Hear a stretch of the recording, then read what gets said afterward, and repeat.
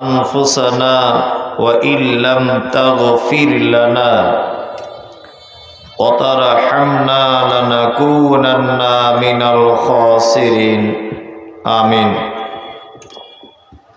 اللهم صل على محمد وعلى آل محمد كما صليت على إبراهيم وعلى آل إبراهيم إنك حميد مجيد.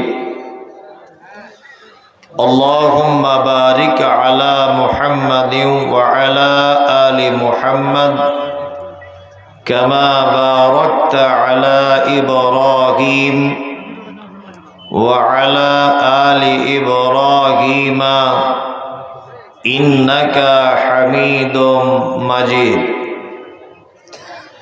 رب اشرح لي صدري ويسر لي أمري واحلل عقدة من لساني يفقه قولي. ربي زدني علما. وقال الله تعالى: أعوذ بالله من الشيطان الرجيم قل إن كنتم تحبون الله فاتبعوني يحببكم الله ويغفر لكم ذنوبكم والله غفور رحيم. وقال الله تعالى: يا أيها الذين آمنوا أطيعوا الله وأطيعوا الرسول وأولي الأمر منكم فإن تنازعتم في شيء فردوه إلى الله والرسول. وقال الله تعالى: لقد كان لكم في رسول الله أسوة حسنة. সমস্ত প্রশংসা আল্লাহর জন্য, যে মহান রব্বুল আলামিন আমাদেরকে একটি দ্বীনী মজলিসে বসে হাদিস এবং কোরআন শোনার তৌফিক দান করেছেন। সংক্ষিপ্ত আকারে সকলেই বলি আলহামদুলিল্লাহ। অতঃপর বিশ্ববরেণ্য নেতা, বহিপ্লবিক প্রণেতা, সৈয়দুল মুরসালিন, ইমামুল আম্বিয়া, নবী মুহাম্মদুর রাসূলুল্লাহ সাল্লাল্লাহু আলাইহি ওয়াসাল্লামের উপর অজস্র দরুদ শান্তির ধারায় বর্ষিত হোক। আল্লাহুম্মা আমিন। আল্লাহুম্মা সাল্লি আলাইহি। আলহামদুলিল্লাহ, আপনারা এতক্ষণ পর্যন্ত বিভিন্ন উলামায়ে কিরামদের কাছ থেকে হাদিস এবং কোরআনের আলোকে অনেক কথা শুনেছেন। প্রচণ্ড শীত, উপর থেকে বৃষ্টি অটোমেটিক পড়ছে, তারপরেও যে কজন মানুষ আপনারা আছেন, আমি মুসাফির হিসেবে দোয়া করি যে আল্লাহ, যারা আমরা এখন শ্রোতা হিসাবে আছি, যারা জলসার কমিটি আছেন বা যারা কর্তৃপক্ষ আছেন, সকলকে তুমি দিনের জন্য কবুল করে নাও, আমিন। আমি পবিত্র গ্রন্থ মুকুট আল কোরআনুল কারীমের বেশ কয়েকটি আয়াত আপনাদের সামনে পরিবেশন করেছি। এই আয়াতগুলিকে কেন্দ্রবিন্দুতে রেখে আজকের আমার আলোচ্য বিষয় মুহাব্বতে রাসূল, অর্থাৎ আমাদের মাঝে আল্লাহ সুবহানাহু ওয়া তাআলা একজন নবীকে পাঠিয়েছিলেন। নবীটির নাম হচ্ছে মুহাম্মদুর রাসূলুল্লাহ সাল্লাল্লাহু আলাইহি ওয়াসাল্লাম। এই মানুষটিকে বা এই নবীটিকে কতটা ভালোবাসা লাগবে বা কতটা ভালোবাসতে হবে, সেই ব্যাপারে কিছু কথা আলোচনা রাখবো ইনশাআল্লাহ। আল্লাহ সুবহানাহু ওয়া তাআলা পবিত্র আল কোরআনুল কারীমের ভিতরে বলছেন, কুল, নবী আপনি বলে দেন, ইন কুনতুম তুহিব্বুনাল্লাহ, তারা যদি আল্লাহর ভালোবাসা যদি পেতে চায়, মানে মানুষ যদি আল্লাহর ভালোবাসা যদি পেতে চায়, তাহলে ফাত্তাবিউনি, তারা যেন আপনার আনুগত্য করে যেন চলে। তাহলে আল্লাহর ভালোবাসা পেতে গেলে আমাদের কি করা লাগবে? মুহাম্মদ সাল্লাল্লাহু আলাইহি ওয়াসাল্লামের আনুগত্য করে চলতে হবে। প্রতিটা কাজে, প্রতিটা ক্ষেত্রে, আপনার খাওয়া, আপনার গোসল করা, আপনার কথা বলা, আপনার প্যান্ট পরা, আপনার জামা পরা, আপনার চুল কাটা, আপনার বন্ধুত্ব করা, এক কথায় একটা মানুষের দৈনন্দিন জীবনে যা কিছু প্রয়োজন, যা কিছু সে করে, প্রতিটা কাজে আনুগত্য বা ইত্তেবা বা অনুসরণ করতে হবে কাকে? মুহাম্মদ সাল্লাল্লাহু আলাইহি ওয়াসাল্লামকে। আমরা যারা এখানে বসে আছি, আমরা সবাই আল্লাহর নবীকে ভালোবাসি, সকলেই বাসি। আমাদের যে ভালোবাসাটা, এটা মৌখিক ভালোবাসা। কি ভালোবাসা? মুখে। আপনারা যারা এখানে বসে আছেন এই জলসার মজলিসে, কেন বসে আছেন? কিছু নেকি পাবে তাই না? আপনাদের উদ্দেশ্য কি? এত শীতে বসে আছেন কেন? কিছু নেকি আমরা পাবো। কিন্তু জলসা এটা শোনা, সুন্নত, ফরজ, নফল কি কিছুই নয়। আপনি যদি শোনেন নেকি পাবেন, যদি না শোনেন তাহলে কোনো গুনাহ হবে না। তার মানে আপনারা যারা বসে আছেন এখানে নেকি পাওয়ার জন্যই তো আছেন। জি। আর একটা কথা বলি, যারা এখানে বসে আছেন ভালোভাবে, আপনারা তো কেউ নবীর দুশমন নয়, সবাই নবীর ভালোবাসার মানুষ। তা যারা বসে আছেন সবাই আজকে এশার নামাজ পড়েছেন? কারা কারা আজকে এশার নামাজ পড়েছেন দেখি তো? সত্যি যারা পড়েছেন হাতটা তুলুন। হ্যাঁ, তার মানে এখানে রুগী ভর্তি, মানে বেশিরভাগ সব রুগী। অথচ যে লোকটা আজকে এশার নামাজ পড়েনি, ওই লোকটাকে জিজ্ঞাসা করুন আপনি নবীকে ভালোবাসেন? ওই এক চান্সে বলবে আমি নবীকে ভালোবাসি, বলবে না? কিছুদিন আগে ভারতবর্ষের একজন মহিলা, নুপুর শর্মা বলে নাম, আল্লাহ নবীর ব্যাপারে অনেক কটু মন্তব্য করেছিলেন। এই মন্তব্য করার কারণে অজস্র মুসলিমরা বিভিন্ন জায়গাতে, দিল্লি, মুম্বাই, বেঙ্গল, ঝাড়খণ্ড, বিহার, অনেক জায়গাতে তাতে করে দেখা গিয়েছিল বিভিন্ন জায়গায় রাস্তা অবরোধ হয়েছে। হয়নি? হয়েছে অনেক জায়গাতে। রাস্তা অবরোধ করেছে কারা? না, ইয়াং জেনারেশন যারা, তারা যুবকরা। একদল যুবক যারা রাস্তা অবরোধ করছে, তাদেরকে যখন জিজ্ঞাসা করা হচ্ছে যে তুমি রাস্তাটা অবরোধ করলে কেন, তখন ওর একটাই উত্তর, নুপুর শর্মা কি লাট সাহেব আমাদের নবীর উপরে কথা বলবে? তা যে লোকটা রাস্তা অবরোধ করেছে এ নবীর দুশমন না নবীর ভালোবাসার লোক? কোনটা? ভালোবাসার লোক। যে লোকটা রাস্তা অবরোধ করে গাছের ডাল রাস্তার উপরে দিয়ে তার উপরে বসে আছে, শেষ মাগরিব পর্যন্ত রাস্তার উপরে অবরোধ করে বসে আছে, এক ওয়াক্তের নামাজ পড়েনি, আর 5 মিনিট অন্তর অন্তর বিড়ি সিগারেট টেনেই যাচ্ছে। আচ্ছা বলুন, এ যে নবীকে ভালোবাসে, এটা প্রমাণ হয়? হয় না। এক কথাতে বোঝা যায় যে মৌখিক ভালোবেসে নবীকে জান্নাতে যাওয়া যাবে না। আমাদের নবী মুহাম্মদ সাল্লাল্লাহু আলাইহি ওয়াসাল্লামের আপন চাচা নাম আবু তালিব। সকলেই জানেন এগুলো, তারপরেও স্মরণ করিয়ে দিতে হয়।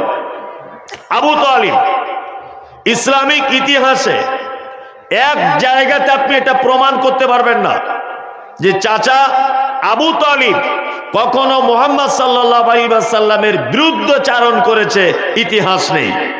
বরং বেঈমান মুশরিকেরা যখন নবীজিকে মারতে এসেছে, আঘাত করতে এসেছে, তখন চাচা প্রাচীরের মতো গাঁট দিয়ে বলেছে, আমার ভাতিজার ইসলাম কবুল করতে পারো নাও পারো ওটা তোমাদের ব্যাপার, তবে আমি চাচা বেঁচে থাকা অবস্থায় আমার ভাতিজার গায়ে হাত দেওয়া যাবে না। সর্বক্ষণ মুহাম্মদ সাল্লাল্লাহু আলাইহি ওয়াসাল্লামকে সাপোর্টে রেখেছিলেন, মারতে দেননি, কাউকে কটু কথা বলতে দেননি, কাউকে গালাগালি করতে দেননি। কিন্তু চাচা যখন মারা যাচ্ছেন, আল্লাহর নবী সাল্লাল্লাহু আলাইহি ওয়াসাল্লাম চাচার মাথার কাছে এসে বলছেন, চাচা একবার আপনি শুধুমাত্র কলেমাটা বলেন, তাহলে আমি কিয়ামতের দিনে আপনার জন্য আল্লাহর দরবারে সুপারিশ করতে পারবো। কথোপকথন চলছে। এই পর্যায়ে মুশরিকদের সর্দারেরা একদল এসে চাচা আবু তালিবকে ডেকে বলছে, আবু তালিব, সারা জীবন 360টা দেবদেবীর পূজা করলে আর মরণের সময় তোমার ভাতিজা মুহাম্মাদের কলেমা পড়ে পৃথিবী থেকে বিদায় হবে, এটা কেমন ব্যাপার?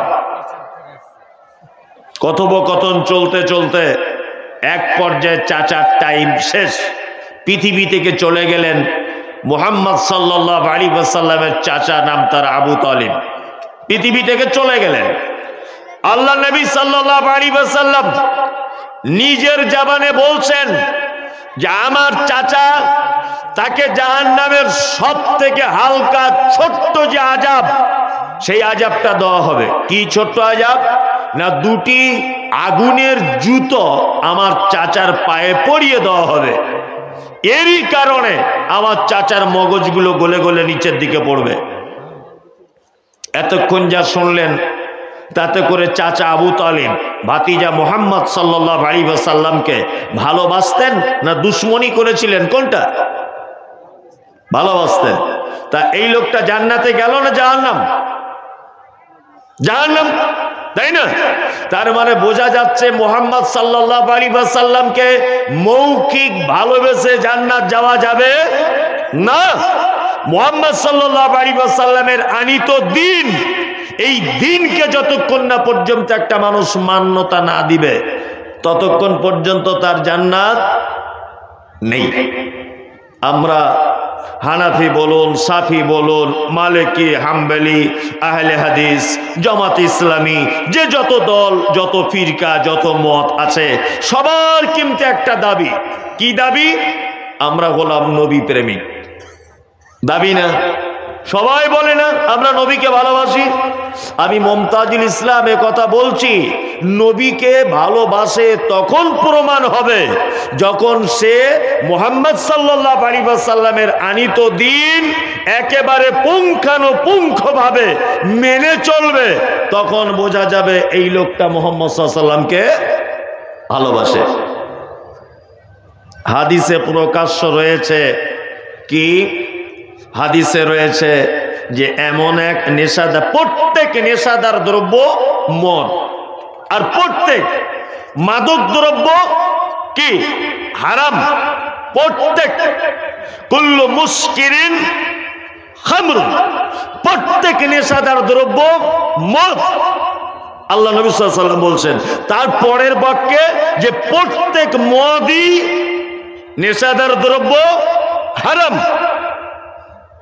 একজন এখান থেকে বলছে না বিড়ি খাওয়া মকরু, ভালো করে বুঝবেন। সিগারেট বলছে এটা খাওয়া মকরু, গুল এটা মকরু, খয়নি এটা মকরু। অথচ আল্লাহ নবী সাল্লাল্লাহু আলাইহি ওয়াসাল্লাম শব্দ ব্যবহার করেছেন কুল্লু, সমস্ত মাদক দ্রব্য হারাম। সমস্ত শব্দ যখন ব্যবহার হয়েছে তখন আর বিড়ি, তামাক, সিগারেট, গুটকা, পান, বিড়ি এটাকে আর ডিভাইডেড করার কোনো আর অপশান নেই। যখন হুজুরকে জিজ্ঞাসা করা হচ্ছে, হুজুর এটা যে মকরু আপনি বললেন এটা কোথায় পেলেন? তখন উনি বলছেন যে আমাদের বড় হুজুর বলেছে মকরু।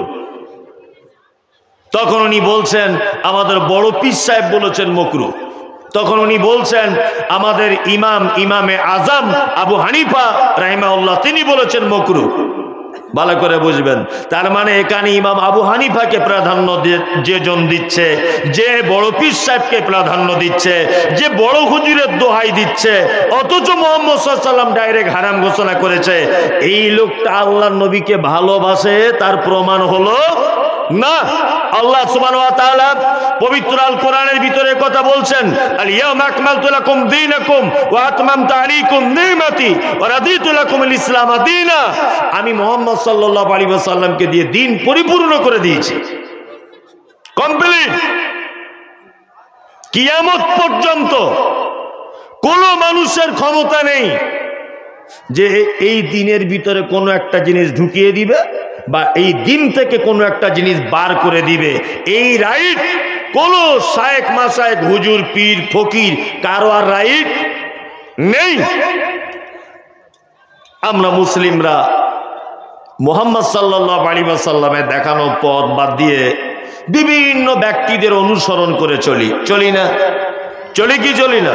আপনাদের ঝাড়খণ্ডে হয়তো করে না, অন্যান্য জায়গাতে করে, অথচ আল্লাহ সুবহানাহু ওয়া তাআলার ভাষা কুল, নবী আপনি বলুন, ইন কুনতুম তুহিব্বুনাল্লাহ, তারা যদি আমার ভালোবাসাকে যদি উপলব্ধি করতে চায়, ফাত্তাবিউনি, তারা যেন আপনার আনুগত্য করে যেন চলে। তার মানে একটা মানুষ আল্লাহর কাছে প্রিয়, আল্লাহর ভালোবাসা, আল্লাহর সন্তুষ্টি যদি পেতে চায়, তাহলে আনুগত্য করে চলতে হবে কার? মুহাম্মদ সাল্লাল্লাহু আলাইহি ওয়াসাল্লামের। এবার আপনাকে আমি আর একটা কথা বলি, ভালোবাসা বা প্রেম, এটা বলতে আপনি কি বোঝেন? কি বোঝেন? আমরা প্রেমের সংজ্ঞা দিই এইভাবে যে এক অপরকে না দেখে থাকতে না পারা, কেউ দূরে চলে গেলে তার জন্য কান্না করা, তাই না? আমরা প্রেমের এটা সংজ্ঞা দিই, কিন্তু আদৌ প্রেমের সংজ্ঞা এটা নয়। প্রেম হচ্ছে আনুগত্য করে চলা। আমি যখন বাড়ি থেকে বার হই, আমার স্ত্রীকে বললাম যে তুমি বাড়িতেই থাকো, আমি ঝাড়খণ্ড থেকে প্রোগ্রাম করে সকালে বাড়ি আসব। আমার স্ত্রী বলছে আমি মায়ের বাড়ি যাব। আমি বললাম একদম না, যাওয়া যাবে না, আমি কাল সকালে বাড়ি আসবো, তুমি মায়ের বাড়ি যাবে না। আমি যখন অর্ধেক রাস্তা চলে এলাম, অর্ধেক রাস্তা, আমার স্ত্রী আমাকে ফোন করে বলছে আমার ছোট ভাই এসেছিল নিতে, আমি চলে এসেছি বাপের বাড়িতে, আমি ওকে মানা করে এসেছি, আমার কথা অবাধ্য হয়ে ও বাপের বাড়ি চলে এসেছে। বলুন তো, ও আমার বাধ্য স্ত্রী না অবাধ্য স্ত্রী? অবাধ্য। ও আমাকে ভালোবাসে না। ভালোবাসা বা প্রেম এর বহির প্রকাশ কি? এক অপরকে মেনে চলা। আপনি নবীজিকে ভালোবাসেন, তখন এটা প্রমাণ হবে মুহাম্মদ সাল্লাল্লাহু আলাইহি ওয়াসাল্লাম যেটা করতে বলেছেন আপনি সেটা করবেন। আল্লাহ নবী সাল্লাল্লাহু আলাইহি ওয়াসাল্লাম যেটা ছাড়তে বলেছেন সেটা আপনাকে ছেড়ে দিতে হবে। তাহলে আপনার কে? নবীর প্রতি প্রেম, নবীর প্রতি ভালোবাসা, তাহলে আপনার জান্নাত পাওয়া সহজ পর হবে। তাছাড়া আপনি জান্নাতে সহজে ঢুকতে পারবেন না। চলুন এইবার আপনাকে আমি আর একটা কথা বলে দিই, সেটা হচ্ছে এই, আল্লাহ নবী সাল্লাল্লাহু আলাইহি ওয়াসাল্লাম হাদিসে অনেক জিনিস করার আদেশ দিয়েছেন, অনেক জিনিস করার কি নিষেধও করেছেন। আমি দুটো একটা আদেশ নিষেধ যদি বলে দিই, খুব সংক্ষিপ্ত আকারে, আপনাদের টাইম লস করব না, তাহলে কি মানতে অসুবিধা হবে? মানা যাবে? ছোটখাটো জিনিস, টাকা দেওয়ার জিনিস নয়, ফ্রিতে আমল করা যাবে। এক, মুহাম্মদ সাল্লাল্লাহু আলাইহি ওয়াসাল্লাম বলেছেন হাক্কুল মুসলিমি আলাল মুসলিমি খামসিন ওয়া রাদ্দুস সালাম। এক মুসলমান আর এক মুসলমানের উপরে 5টা জিনিসের হক রাখে। আর একটা হাদিসে আছে 6টা, আমি 5টাটাই বলি। এক, রাদ্দুস সালাম, কারোর সঙ্গে দেখা হলে কি বলতে হবে? আসসালামু আলাইকুম, এটা আমরা বলবো ইনশাল্লাহ। এখন তো সালাম আস্তে আস্তে উঠে যাচ্ছে, শুরু হয়েছে কি গুড মর্নিং, শুরু হয়েছে না? এখন উচ্চ শিক্ষিত মানুষ সালাম উঠে যাচ্ছে, সালাম উঠে হচ্ছে কি good morning, good evening, good afternoon, এইসব চলছে, হাই হ্যালো, এসব চলছে না? চলছে। আমরা এক অপরকে সবাইকে দেখে সালাম দেবো ইনশাল্লাহ। এটা মুহাম্মদ সাল্লাল্লাহু আলাইহি ওয়াসাল্লাম এক মুসলমান আর একটা মুসলমানের উপরে কি দায়িত্ব বা কর্তব্য দিয়েছেন। ইনশাআল্লাহ বলুন, ইনশাআল্লাহ। সালাম সবাইকে দেওয়া যাবে, বউকে দেওয়া যাবে না। বউকে দেওয়া যাবে সালাম? হ্যাঁ মৌলী সাহেব, লজ্জার ব্যাপার। বউকে সালাম দেওয়া যায়? কেউ দেয় বউকে সালাম? এখানে কেউ আছেন যে আমি আমার বউকে সালাম দিই? কেউ নাই না, অত সহজ নয়। এই এত ছোট কাজ কেউ করে, তাই না? এক বালিশে মাথা দিয়ে শোয়া যায়, অসুবিধা নাই। এক বাথরুম ঘরে গোসল করা যায়, এত অসুবিধা নাই। দুজনা বসে বসে প্রেমের গল্প করা যায়, এত অসুবিধা নাই। কিন্তু আসসালামু আলাইকুম এটা বললে আমাদের মারাত্মক মান সম্মানের ব্যাপার না? মারাত্মক। আমাদের বাংলা, বিহার, ঝাড়খণ্ড প্রায় ফ্যামিলিতে দেখবেন পারিবারিক ঝগড়া অশান্তি হয়, হয় না? স্বামী স্ত্রী, কেউ সুস্থ নয়। আমি যে বক্তা বলে সুস্থ তা নয়, আমারও হয়। ও যত বড়ই সাইকুল হাদিস হোক, এমএলএ হোক, এমপি হোক, বইয়ের কাছে জিরো। এটা মেনে নিতেই হবে, কোনো রাস্তা নেই।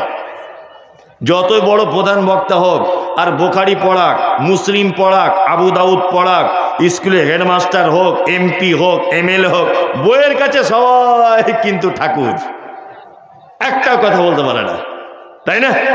জি। তা আমাদের ছোটখাটো ঝগড়া অশান্তি সবারই ফ্যামিলিতে হয়। আমি আপনাকে আজকে একটা যুক্তি পরামর্শ দিচ্ছি, এই পরামর্শটা কাজ করবেন, দেখবেন আর ঝগড়া অশান্তি হবে না। যদি বলছেন এইগুলো তো ডাক্তাররা বলে, এইগুলো তো রোজা গুনিন তারা বলে, এইসব কথা আপনি পেলেন কি করে? আপনাকে বলছি শুনুন। আসসালামু আলাইকুম বাংলা মানে কি? আল্লাহ তুমি তার উপরে শান্তি বর্ষণ করো, তাই না? আর উত্তরে কি বলি? ওয়া আলাইকুমুস সালাম, তোমার উপরেও শান্তি বর্ষণ হোক, তাই না? তা স্বামী স্ত্রী যখন দুজনা অশান্তিতে আছেন, আপনি যদি টার্গেট করেন যে একদিনে আমার বউকে 10 বার বলবো আসসালামু আলাইকুম, বাজারে গেলেন ঘুরে এসে আবার বললেন আসসালামু আলাইকুম, তার মানে আপনি বলছেন যে তোর উপরে শান্তি বর্ষণ হোক। ও আবার উত্তরে কি বলবে? তোরও উপরে হোক। তা দুজন দুজনের জন্য যদি শান্তি কামনা করেন, আর মাঝখান থেকে একবার যদি কবুল হয়ে যায়, তাহলে আর অশান্তি থাকবে? সংসারে শান্তি ফেরাবার কিন্তু একটা বড় টিপস, এটা টিপস, খুব বড় টিপস। এটা মানার চেষ্টা করবেন। ইসলাম, সত্যি ইসলাম হচ্ছে সর্বশ্রেষ্ঠ একটা জীবন ব্যবস্থা, তাই না? সর্বশ্রেষ্ঠ জীবন ব্যবস্থা না? সর্বশ্রেষ্ঠ জীবন ব্যবস্থা। গুড মর্নিং, যার বাংলা মানে কি? শুভ সকাল, তাই না? শুভ সকাল। এখন একজনের আব্বা মারা গেছে, এইগুলো ভেঙে ভেঙে না বললে না মানুষ ঠিক বোঝে না। একজনের আব্বা মারা গেছে, সে কাফনের কাপড় কিনতে গেছে ওই গুমানি মার্কেটে। এখন আর একজনের সঙ্গে দেখা হলো, সে তখন বলছে তাকে গুড মর্নিং। আচ্ছা, যে লোকের বাপ মারা গেছে রাতের বেলা, তার জন্য সকালটা শুভ না তার জন্য সকালটা দুঃখের? কোনটা? দুঃখের, তাই না? এখন এ তো জানে না যে ওর আব্বা মারা গেছে, এ তখন বলছে গুড মর্নিং ভাই। তখন ও কি মনে মনে ভাববে, আমার আব্বা মারা গেছে তুই গুড মর্নিং বলছিস, আমার জন্য আজকে একটা দুঃখের দিন। দুঃখের দিন নয়, দুঃখের দিন। আচ্ছা বলুন, এই গুড মর্নিং, হাই, হ্যালো এগুলো বাদ দিয়ে যদি আপনি ডাইরেক্ট তাকে বলেন আসসালামু আলাইকুম, তার আব্বা মারা যাক, তার বউ মারা যাক, তার বেটা মারা যাক, সে সুখে থাক, সে অসুখে থাক, সুস্থতায় থাক, অসুস্থতায় থাক, ক্ষুধার্তই থাক, যে অবস্থায় থাক, আপনি তার উপরে শান্তি কামনা করছেন। তাই এটা একটা লোকের জন্য ভালো না খারাপ? হ্যাঁ ভালো। ও রাগ করার কোনো অপশান আছে? কোন অপশান আছে? নেই। ইসলাম সত্যি মানে একটা কথা আমি সবসময় অবাক হই, যে পৃথিবীর শ্রেষ্ঠ জীবন ব্যবস্থা তার নাম ইসলাম। ইসলামের একটা এমন অপশন নেই যে জায়গাটা আপনি একটা জিনিসের ভুল প্রমাণ করতে পারবেন। আমি নিজেও কাউকে প্রশ্ন না করেও অনেক কিছু চিন্তা ভাবনা করি যে এই জায়গাটা এরকম কেন, এই জায়গাটা এরকম কেন, এই জায়গাটা এরকম কেন, ভেবে ভেবে দেখেছি যে একদম 100% ঠিক, কোনো জায়গায় আঙুল গলাবার জায়গা নেই। ইনশাআল্লাহ বুল আজিজ আমরা এক অপরকে দেখে সালাম করব। এইবার আপনাদের আর একটা পদ্ধতি বলে দেই। আচ্ছা, আপনি যদি বলেন আসসালামু আলাইকুম, পয়সা খরচা হলো, কোনো টাইম লস হলো না। অথচ মুহাম্মদ সাল্লাল্লাহু আলাইহি ওয়াসাল্লাম বলেছেন তোমার প্রত্যেক শব্দতে তোমার আমলনামাতে 10টা করে নেকি লেখা হবে। এবার আপনি বুঝুন, আপনি যদি সারাদিন 50টা লোককে যদি সালাম দেবেন, এই টার্গেট যদি করেন 50টা, তাহলে 50 10 × 50 কত হচ্ছে? 500, তাই না? তাহলে আপনি বিনা পরিশ্রমে এমনিতেই কটা নেকি পেলেন? 500 ফ্রিতে। আল্লাহু আকবার। সালাম অভ্যাস আমাদেরকে গড়ে তুলতে হবে। মুহাম্মদ সাল্লাল্লাহু আলাইহি ওয়াসাল্লাম তিনি এই কথা বলেছেন, এক মুসলিম আর একটা মুসলিমের উপরে এটা হক, এক সালাম। 2 ইয়াদাতুল মারিজ, অসুস্থকে দেখতে যাওয়া, বিমার পুরসি করা। কোনো মানুষ অসুখে পড়ে থাকলে আমরা তাকে দেখতে যাব। এই যাবার নির্দেশ দিয়েছেন কে? মুহাম্মদ সাল্লাল্লাহু আলাইহি ওয়াসাল্লাম। আমরা পাড়া গ্রামের মানুষ একটু বুঝি কম যে বুঝি তা নয়, কি করে পরের জমি আলি কেটে বাড়াতে হয় এ জ্ঞান আমাদের আছে, তাই না? কি করে অমুকের জমিটা মানে লিখে নিতে হবে চিটিংবাজি করে, এই জ্ঞান আমাদের আছে। আমাদের একটু ভালো জ্ঞানের আর কি অভাব, তাই না? ভালো একটু চিন্তা ভাবনার একটু অভাব। আপনাদেরকে এবার কয়েকটা কথা আমি বলে দিই। এক, অসুস্থকে দেখতে যাবেন। পাড়ায় যখন কোনো লোক অসুখে পড়ে থাকে 3 মাস, তখন গ্রামের কিছু লোক কি বলে? ঠিক হয়েছে, মজা এবার বোঝ, বড্ড বাড়াবাড়ি করছিলিস, বলে না? আবার কিছু লোক বলে যেমন কাজ তেমন ফল। অনেকদিন বিছানায় পড়ে আছে মানে ও খুব পাপী লোক, এটা আমরা মনে করি না? করি না? এবার আপনাকে আমি আর একটা সুসংবাদ দিয়ে দিচ্ছি। এক, যার পরীক্ষা যত কঠিন তার ফলাফল তত ভালো। কি বললাম বুঝলেন? যার পরীক্ষা যত কঠিন তার রেজাল্ট, তার ফলাফল কে তত ভালো। আচ্ছা, মাধ্যমিক পরীক্ষা দেওয়া সহজ না MBBS ডাক্তারি পরীক্ষা দেওয়া সহজ?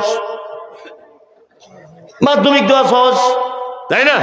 হ্যাঁ, তাহলে এই সহজ পরীক্ষা যদি কেউ পাস করে, কেউ যদি মাধ্যমিক পর্যন্ত পাস করে, জীবনে তার চাকরি বাকরি হবে? তার চাকরি এটাই হবে, টোটো চালাবে, টোটো কিনে চালাবে, রিক্সা চালাবে, তাই না? কয়লার ব্যবসা করবে, এ মাধ্যমিক পাস। আর MBBS ডাক্তারের যে পরীক্ষা দিয়েছে, এই পরীক্ষাটা খুব কঠিন না সহজ? কঠিন। তা ওই যদি পরীক্ষায় পাস করে যায়, ফলাফল বগলে থার্মিটার দিয়েই বলবে 2000 টাকা ফি,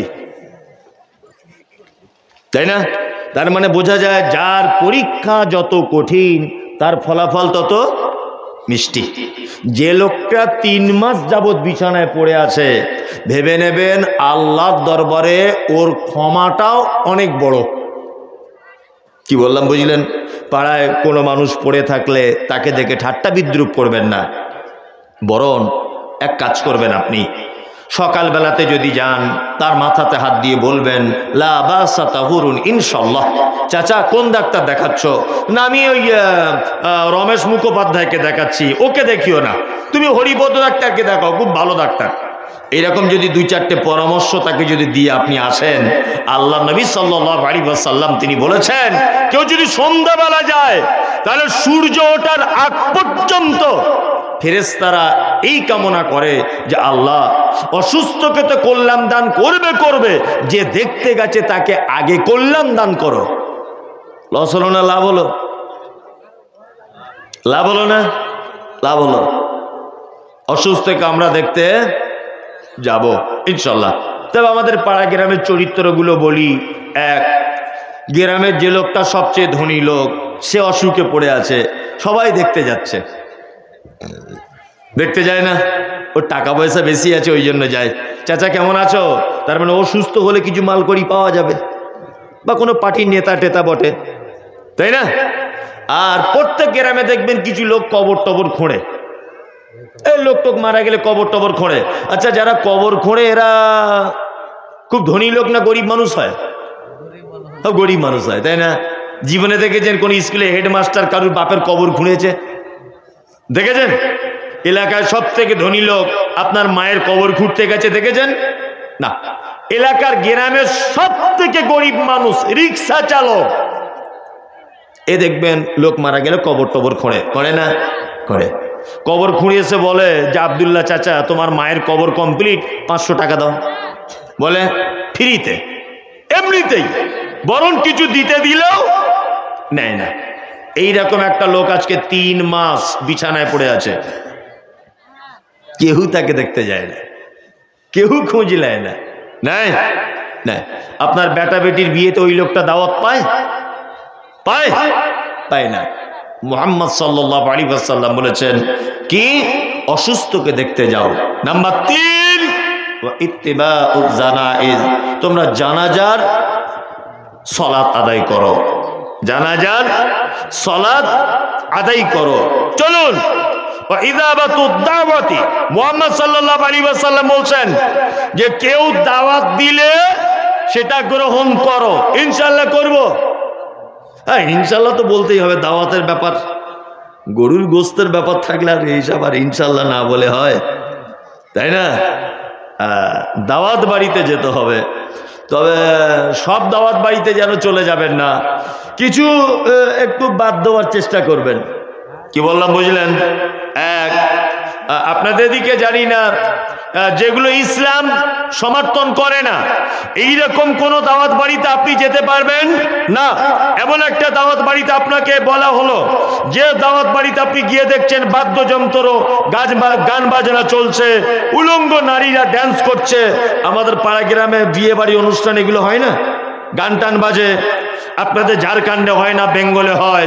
তারপরে ওই যে কি বলে, ওই চামড়া মুসলমানি করে না, কি বলে, এইসব অনুষ্ঠান, খাতনা টাতনা, এসব অনুষ্ঠান হয় হয় আমাদের বেঙ্গলে হয়। তারপর মানুষ মারা গেলে ভোজ করে খাওয়ায়, খাওয়ায় না? এইরকম দাওয়াত বাড়িতে আপনাকে যদি বলা হয়, আপনি তার থেকে একটু দূরে থাকবেন।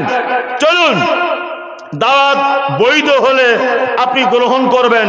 দাওয়াত গ্রহণ করা সুন্নাত, দাওয়াত দেওয়াও সুন্নাত। আর 5, হাঁচি হলে কি বলতে হয়? আলহামদুলিল্লাহ। ওটা যে শুনবে সে কি বলবে? ইয়ারহামুকাল্লাহ। ওটা যে শুনবে সে কি বলবে?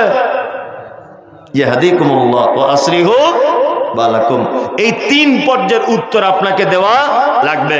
এই যে 5টা কথা আপনাকে বললাম, যদি আপনি এখনই যদি মেনে নেন, তাহলে আপনি মুহাম্মদ সাল্লাল্লাহু আলাইহি ওয়াসাল্লামকে ভালোবাসেন,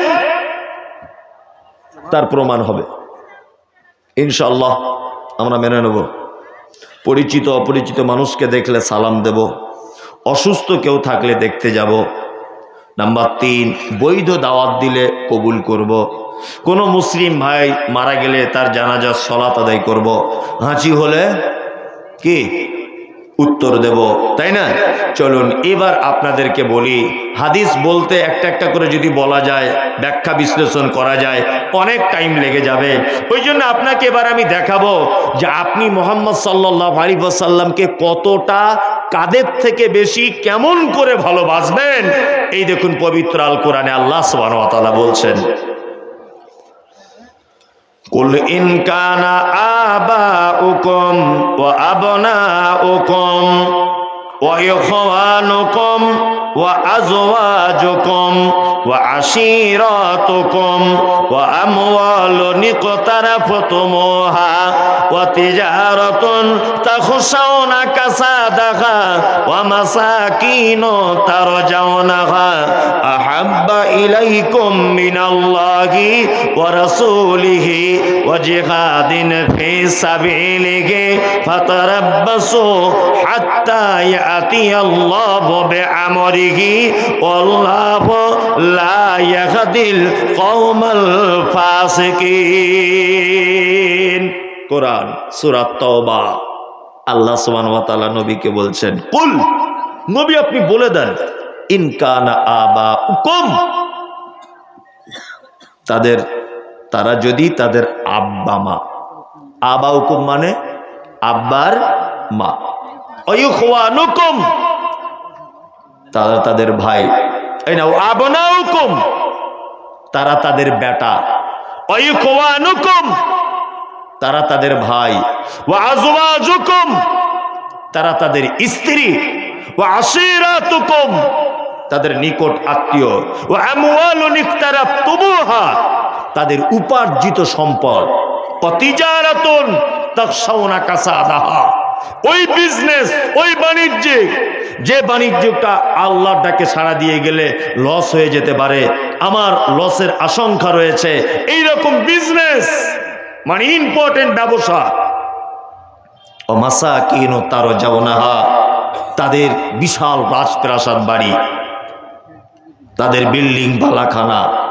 আল্লাহ তাআলা এতক্ষণ পরে বলছেন আহাব্বা ইলাইকুম মিনাল্লাহি ওয়া রাসূলিহি। প্রথম থেকে নিয়ে এই পর্যন্ত যা কিছু আল্লাহ তাআলা বলছেন যে সমস্ত কিছুকে ত্যাগ করে দিয়ে ভালোবাসতে হবে কাকে? আল্লাহ এবং তার রাসূলকে। আল্লাহ বলে কুল ইন কানা আবাউকুম, নবী আপনি বলে দেন তারা যদি তাদের আব্বা মা, সারা পৃথিবীতে যত প্রেম আর ভালোবাসার জিনিস আছে, আপনার যত রকমের সম্পর্ক আছে, আল্লাহ এক নম্বরে এনেছেন আবাউকুম, তোমার আব্বা মা হলো তোমার প্রেম আর ভালোবাসার জিনিস। ওয়া আবনাউকুম তারপরে তোমার সন্তান, তোমার বেটা আর বেটি, এটা তোমার আদরের জিনিস। ওয়াইখওয়ানুকুম তোমার ভাই হলো তোমার মহব্বতের জিনিস। ওয়া আজওয়াজুকুম তোমার বিবি হলো তোমার মহব্বতের জিনিস। ওয়া আশীরাতুকুম তোমার নিকট আত্মীয় হলো তোমার মহব্বতের জিনিস। ওয়া আমওয়ালুন ইকতারাফতুমুহা তোমার উপার্জিত সম্পদ তোমার মহব্বতের জিনিস। ওয়া তিজারাতুন তাখশাউনা কাসাদাহা তোমার বাণিজ্যিক হলো তোমার মহব্বতের জিনিস। ওয়া মাসাকিন তারজাউনাহা তোমার বিল্ডিং বালাখানা এটা হলো তোমার মহব্বতের জিনিস।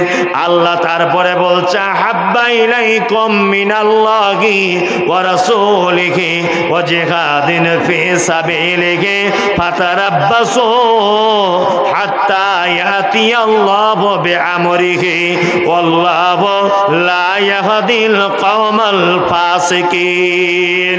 সব কিছুকে ত্যাগ করে দিয়ে আল্লাহ 8টা কথা বললেন।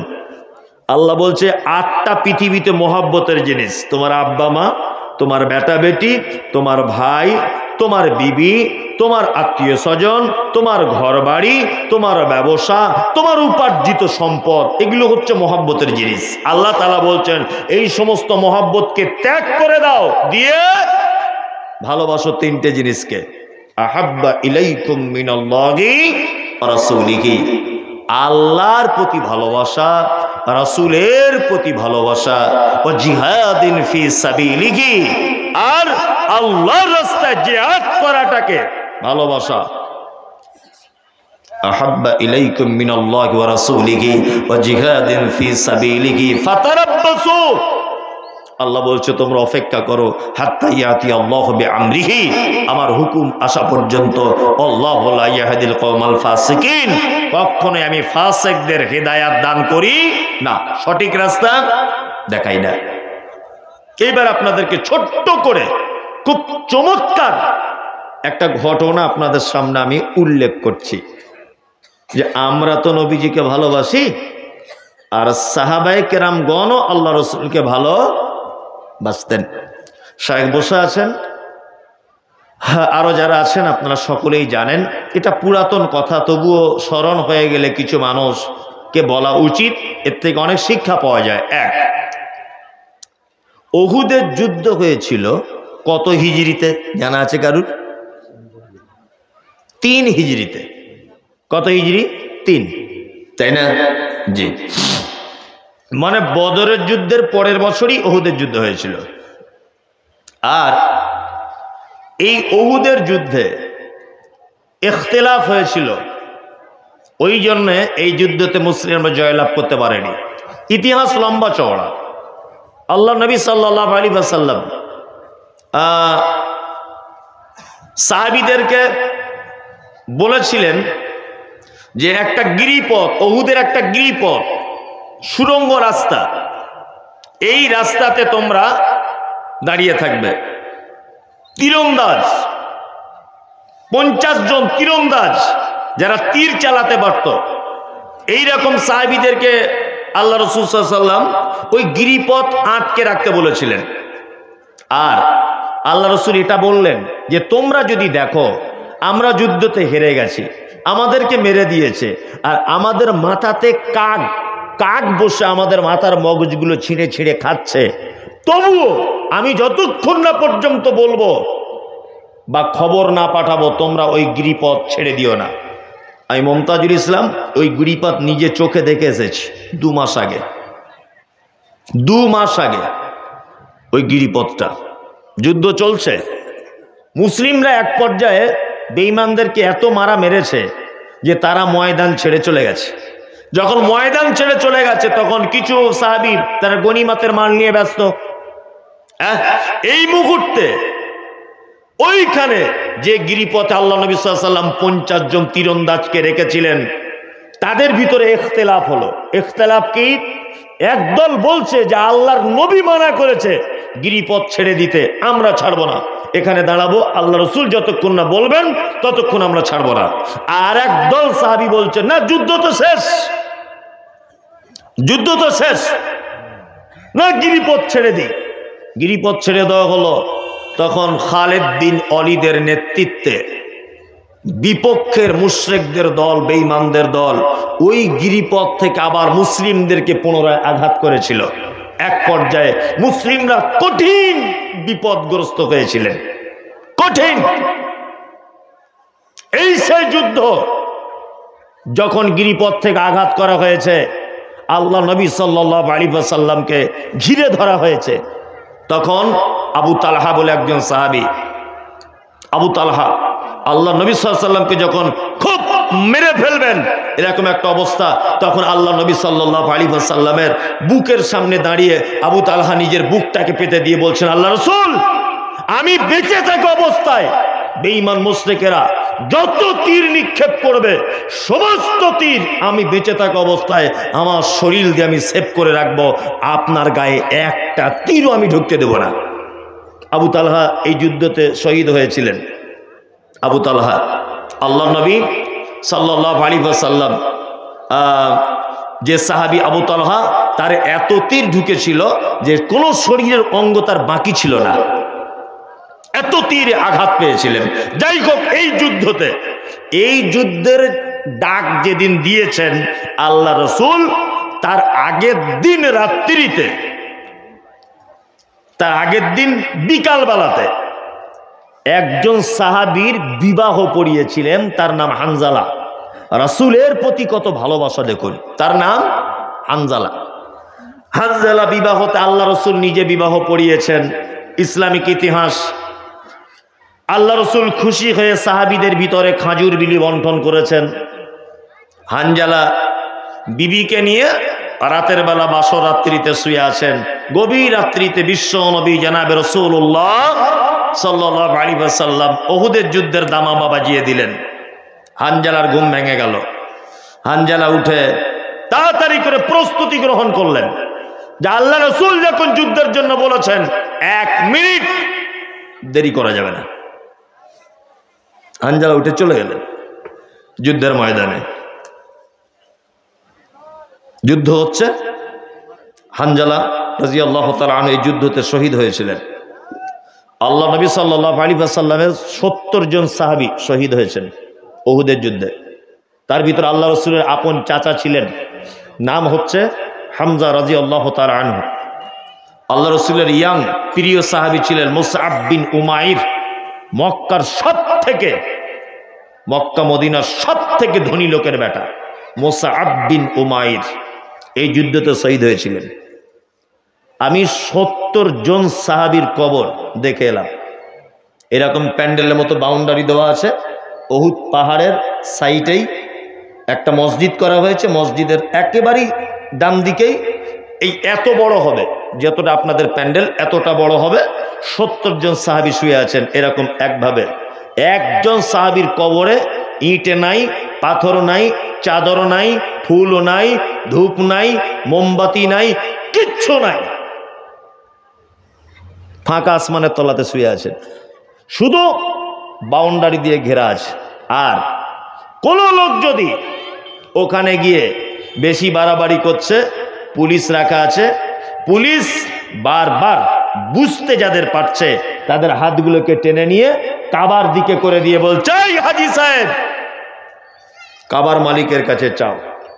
এখানে কেউ চাইবে না, ওখানে লেখাই আছে, এখানে কোনো রকমের চাইবেন না, এদের দেওয়ার কোনো ক্ষমতা নেই। আশ্চর্য হই আমি, পৃথিবীর দামি মানুষ ৭০ জন সাহাবী ফাঁকা আসমানের তলাতে শুয়ে আছেন, রোদ বৃষ্টি ঝড় শুয়ে আছেন। হযরত উসমান নাম শুনেছেন? হযরত উসমান বাকিউল গারকাদ, যে গেট দিয়ে হাজী সাহেবরা বার হয়, ঢোকার গেট নয়, বার হওয়া গেটের বাম দিকে হযরত উসমানের কবর, ফাঁকা আসমানের তলাতে। শুধু একটা ছোট্ট পাথর, এরকম ছোট ছোট পাথর দিয়ে মানে চিহ্ন করা আছে যে এটা হযরত উসমানের কবর। চাদর নাই, মোমবাতি নাই, ধূপ নাই, কিচ্ছু নাই। আর আমাদের পশ্চিম বাংলা, বিহার, ঝাড়খণ্ড কিছু গাধা আছে, এই গাধা তার বাপের, তার দাদুর কবরে চাদর চড়িয়ে মোমবাতি আর ধূপ দিয়ে এমন ঠাকুরের মতো পূজা করছে, মনে হচ্ছে ওর বাপ ওর দাদু মনে হয় জান্নাতে ঠিকা নিয়ে বসে আছে। করছে না? পাছার চামড়া তুলে দিতে হবে ওদের। হারামখোর। হযরত উসমানের মতো বিশ্ববিখ্যাত মানুষ, হযরতে আলীর মতো বিশ্ববিখ্যাত মানুষ, হযরতে হামজার মতো বিখ্যাত মানুষ ফাঁকা আসমানের তলায় শুয়ে আছে, আর ওর বাপের কবরে চাদর চড়িয়ে রেখেছে। শিরক। আল্লাহ নবী সাল্লাল্লাহু আলাইহি ওয়াসাল্লাম খুব কাঁদছেন, ঘটনাটা মন দিয়ে শুনুন। উহুদের ময়দানে আল্লাহ রসুল ফাঁকা জায়গায় দাঁড়িয়ে অঝরে কাঁদছেন, ৭০ জন সাহাবী শহীদ হয়েছেন। আল্লাহ রসুল সাহাবীদেরকে বললেন, লাশগুলোকে এক জায়গায় করো। লাশগুলোকে এক জায়গায় করে দেখা যাচ্ছে ৬৮ জন লাশ, দুটো লাশ খুঁজে পাওয়া যাচ্ছে না। এক, নবীজির আপন চাচা, নাম তার হামজা। দুই, এই সেই হানজালা, বিকালবেলাতে আল্লাহ রসুল যার বিবাহ পড়িয়েছেন। আল্লাহ রসুল দাঁড়িয়ে আছেন, একজন পর্দানাসীন মহিলা চলে এলো উহুদের ময়দানে, এসে আল্লাহ রসুলকে বলছেন, আল্লাহ রসুল আপনি আমাকে চিনতে পারছেন? আল্লাহ রসুল বলছেন, না, আমি তো তোমাকে চিনতে পারছি না। তখন মহিলাটি বলছেন, আল্লাহ রসুল আপনি গতকাল বিকালবেলাতে কারোর বিবাহ পড়িয়েছেন? তখন আল্লাহ রসুল বলছেন, হ্যাঁ, আমি তো হানজালার বিবাহ পড়িয়েছিলাম। তখন মহিলা বলছেন, আল্লাহর নবী গো, আমার হাতের মেহেন্দিটা আপনি দেখেন এখনো পর্যন্ত কাঁচা, শুকিয়ে যায়নি। আমি সেই হানজালার স্ত্রী। বিশ্ব নবী আরো জোরে কেঁদে বলছেন, ও বিবি, হানজালার বিবি, শুনে রেখে দাও, সব কিছু ভালো, কিন্তু দুইজনকে খুঁজে পাওয়া যাচ্ছে না। এই উহুদের ময়দানে আমার ৭০ জন সাহাবী শহীদ হয়েছে, সবার লাশগুলোকে পেয়ে গেলাম, দুইজন আর পাওয়া যায় না। এক হলো আমার চাচা, নাম তার হামজা, আর দ্বিতীয় হলো তোমার স্বামী, নাম তার হানজালা। তখন মহিলাটি বলছেন, আল্লাহ রসুল কার লাশ খুঁজে পাওয়া যাচ্ছে আর যাচ্ছে না এটা আমি আপনাকে বলতে আসিনি, এটা আমার বলার বিষয় নয়। আমি একটা কথা শুধু বলতে এসেছি, আপনি তো বলেছেন আল্লাহ রাস্তায় যুদ্ধ করতে গিয়ে যারা শহীদ হয় তাদেরকে রক্ত মাখা অবস্থায় ওই জামা কাপড় পরিয়ে দাফন করানো হয়। আল্লাহ রসুল, আমার স্বামী হানজালা যদি শহীদ হয়ে থাকে, আমি শুধু এই কথাটা আপনাকে বলতে এলাম যে আপনি তাকে একটু গোসল করিয়ে দেবেন। কারণ আপনি বিবাহ পড়ানোর পর আমরা স্বামী স্ত্রী দুজন এক বিছানাতে ছিলাম, আমাদের বাসর ঘরে স্বামী স্ত্রী মিলন হয়েছে, কিন্তু আমার স্বামী হানজালা আপনাকে এত ভালোবাসে যে আপনি জেহাদের কথা বলেছেন, ফরজ গোসলটা পর্যন্ত করতে ভুলে গেছে, আপনার ডাকে সাড়া দিয়েছে। আল্লাহ রসুল, আপনি ওকে গোসল করিয়ে দেবেন। এই মুহূর্তে জিবরিল এলেন। জিবরিল এসে আল্লাহ নবী সাল্লাল্লাহু আলাইহি ওয়াসাল্লামের কাছে হাজির। বিশ্ব নবী দেখলেন দুইজন সাহাবী কাঁধে করে নিয়ে একটা লাশ আনছে, সেই লাশটার মাথার দিক দিয়ে পানি ঝরে ঝরে পড়ছে, পানি ঝরে ঝরে পড়ছে। তখন জিবরিল এসে বলছেন, আল্লাহর নবী, হানজালার লাশ চুরি হয়েও যায়নি, হানজালার লাশ কেউ নিয়ে পালিয়ে যায়নি। আসলে হানজালার শহীদে আল্লাহ এত খুশি হয়েছে যে আল্লাহ আসমানের ফেরেশতা পাঠিয়ে হানজালার লাশকে তৃতীয় আসমানে তুলে জমজমের পানিতে গোসল করিয়ে কাফন পরিয়ে মিস্ক আম্বারের সেন্ট লাগিয়ে, ওই দেখুন টাটকা গোসল করানোর পানি তার মাথার দিক দিয়ে ঝরছে, সাহাবায়ে কেরামগণ আপনার কাছে আনছে। কি বুঝলেন? পৃথিবীতে একজন ভাগ্যবান পুরুষ যার শহীদে আল্লাহ খুশি হয়ে তৃতীয় আসমানে গোসল করিয়ে মুহাম্মদ সাল্লাল্লাহু আলাইহি ওয়াসাল্লামের কাছে পাঠিয়ে দেওয়া হয়েছিল। কত নবী প্রেমিক ছিলেন, আল্লাহু আকবার। নবীজিকে কত ভালোবাসতেন। শুধু রাত্রি বেলাতে জিহাদের তামান্না বেজেছে, সাহাবায়ে কেরামগণ উঠে বিছানা ছেড়ে চলে গেছেন। আর আজকে আমরা হাইয়া আলাস সালাহ, হাইয়া আলাল ফালাহ, আসসালাতু খায়রুম মিনান নাওম। মসজিদে মুয়াজ্জিন ফজরের সময়তে ডাকছে। এখানে কারা আছেন সত্যি কথা বলুন তো যে আজকে ফজরের জমাতে নামাজ পড়েছি? সত্যিটা বলুন, জমাতে পড়েছিলেন? 2 জন, 4 জন, 5 জন, খুব কমই লোক, হয়তো 10 জন হবে। দেখুন সাহাবীদের প্রেম, স্ত্রী মিলন করে যুদ্ধ করতে চলে যাচ্ছেন, ভুলে যাচ্ছেন। আর আমি আপনি সেই যুগ তো নেই, সেই রকম তো জামানা নেই, তারপরেও দুঃখ লাগে। এগুলো সব জায়গাতে দেখতে পাচ্ছি। মসজিদের উন্নতি কল্পে জলসা, মাদ্রাসার উন্নতি কল্পে জলসা, ঈদগার উন্নতি কল্পে জলসা, কবরস্থানে উন্নতি কল্পে জলসা। যখন কিছুই খুঁজে পাচ্ছে না তখন বলছে ইমানের উন্নতি কল্পে, তাই না? প্রত্যেক জায়গাতে দেখছি মসজিদের উন্নতি কল্পে জলসা। মসজিদের উন্নতি বলতে কি? মার্বেল পাথর লাগাতে হবে, প্লাস্টার করতে হবে, মসজিদটা 2 তলা করতে হবে, কি লাভ? আচ্ছা, মাটির মসজিদে নামাজ পড়লে যতটা নেকি, মার্বেলের মসজিদে পড়লে নেকি কম বেশি হয়? হয় না। অথচ আপনি খোঁজ নিয়ে দেখবেন, কেউ রাগ করবেন না, আমি একটু বাস্তব কথাগুলো বলি, ওই জন্য আমাকে লোক গালাগালিও করে মোবাইলে, খুব কমেন্টগুলো দেখবেন। মসজিদের কমিটিরা সিদ্ধান্ত নিয়েছে 2 তলা করতে হবে, জলসা করতে হবে, কিন্তু কমিটি 12 জন, তার মধ্যে হিসাব করে দেখা যাবে 9 জন বেনামাজি, 5 ওয়াক্ত নামাজ পড়ে না। ঠিক বলছি না? আকসার জায়গাতে এগুলো নামাজ পড়ে না, অথচ মসজিদ উন্নতি করতে হবে। আচ্ছা, এবার আপনাকে একটা কথা বলি, আপনার বেটির সাথে আমার বেটার বিয়ে লেগেছে, তা আপনার বাড়িতে রান্না বান্না সব কমপ্লিট, আমার বাড়ি থেকেও 20 জন লোক গেছে বিয়ের উদ্দেশ্যে, কিন্তু আমার বেটা বলছে আমি যাব না। আমার বেটা যার সঙ্গে বিয়ে হচ্ছে ও বলছে আব্বা আমি যাব না। আচ্ছা, আপনার বাড়িতে আজকে যদি 1000 যদি কুটুম আসে, সব থেকে বড় কুটুম আর মেন কুটুম আজকের দিনের কে? জামাই যেছে, তাই না? তার মানে একটা বিয়ে বাড়িতে জামাই যদি না আসে তাহলে ও কুটুমদের আর কোনো দাম আছে না। মেন সৌন্দর্যটাই তো মেয়ে, বর আর বউ, তাই না? জি। তো একটা মসজিদ, মার্বেল পাথর বিশাল, ফজরের সময় 3 জন, আসরের জামাতে 4 জন, এতে কি লাভ? এতে কোনো লাভ হবে? কোনো লাভ নেই। অনেক মসজিদে আল্লাহর কসম করে আপনাকে বলছি, আপনি এই শীতকালে রিপোর্ট নিয়ে দেখুন যে মুয়াজ্জিন আর ইমাম দুজনা মিলে জমাত করে চলে যাচ্ছে, অথচ গ্রামের 200 পরিবার সবাই ঘুমিয়ে আছে, কেউ নেই। আল্লাহু আকবার। আল্লাহ তুমি এই জাতিকে বাঁচাও, আমিন। আর একটা কথা বলে রাখছি, শুনে রেখে দেন। আপনি মানে অতক্ষণ পর্যন্ত জান্নাতের মেহমান হতে পারবেন না যতক্ষণ না পর্যন্ত সালাত আদায় না করবেন।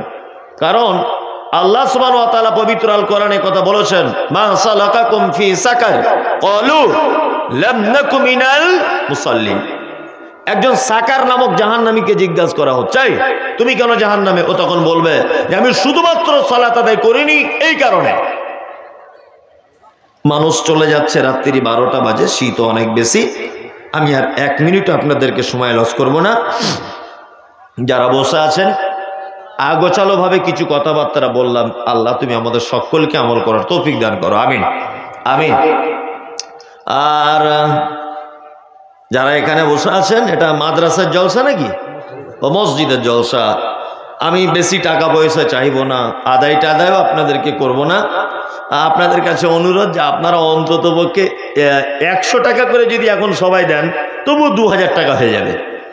একটু মসজিদের জন্য সহযোগিতা করুন। ঠান্ডা অনেক তো, ওই জন্য আমি আর বিশেষ কিছু বলছি না। আপনারা যদি পারেন একটু সহযোগিতা করুন। আসুন, আপনারা পারবেন। হ্যাঁ, একটা করে অন্তত আসুন, 100 টাকা দেন। আপনাকে বেশি টাকা আমি চাইনি, 1000 চাইনি, 2000 চাইনি। আসুন 100 টাকা করে টাকা দেন, মসজিদে দেন, আল্লাহর ঘরে দেন। আসুন ভাই, একটু মেহেরবানি করুন।